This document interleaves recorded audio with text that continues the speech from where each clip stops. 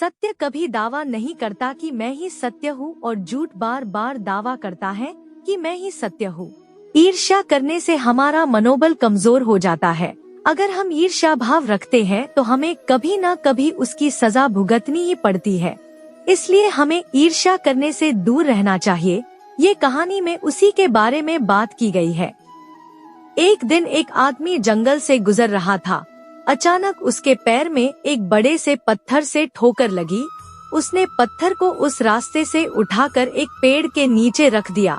कुछ समय के बाद एक चित्रकार उस पेड़ की छाया में चित्र बनाने बैठा तो चित्र बनाते हुए लाल रंग की कुछ बूंदें उस पत्थर के ऊपर भी गिर गई और वह रोली की तरह लगने लगा। थोड़े समय बाद एक फूल बेचने वाला माला गूंथने के लिए पेड़ के नीचे बैठा और जब वह गया तो कुछ फूल पत्थर के आस पास गिर गए। अब तो वहाँ से होकर जो भी लोग गुजरते हुए उस पत्थर को भगवान की मूर्ति मानकर उसकी पूजा करने लगे। ये सब देखकर पेड़ को ईर्ष्या हुई।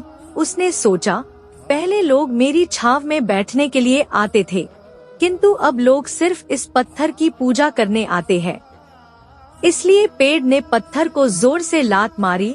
जब लोग पत्थर की पूजा करने आए तो उन्होंने देखा कि पत्थर कहीं पर भी दिखाई नहीं पड़ रहा है। उनमें से एक व्यक्ति बोला, भगवान इस स्थान को छोड़कर चले गए। इसका मतलब ये है कि यह जगह अपवित्र है और यहाँ पर बुरी आत्माओं का वास है। अतः हमें इस पेड़ को काट देना चाहिए। लोगों ने मिलकर पेड़ काट दिया और इस तरह अपनी ईर्ष्या के कारण पेड़ को सजा भुगतनी पड़ी। किसी के भी प्रति ईर्ष्या भाव रखना एक नकारात्मक बात है। ऐसा करने से अक्सर आत्मसंवाद और मानसिक स्वास्थ्य में कमी होती है। ईर्ष्या की वजह से सामाजिक संबंधों में भी विरोधाभाव उत्पन्न हो सकता है, जिससे अच्छे संबंध भी बिगड़ सकते हैं। एक न एक दिन हमें ईर्ष्या की सजा भुगतनी ही पड़ती है। इसलिए हमारे लिए बेहतर यही है कि हम अपना ईर्ष्या भाव छोड़ दें और अपने जीवन में सकारात्मकता संबंधों को बनाए रखें।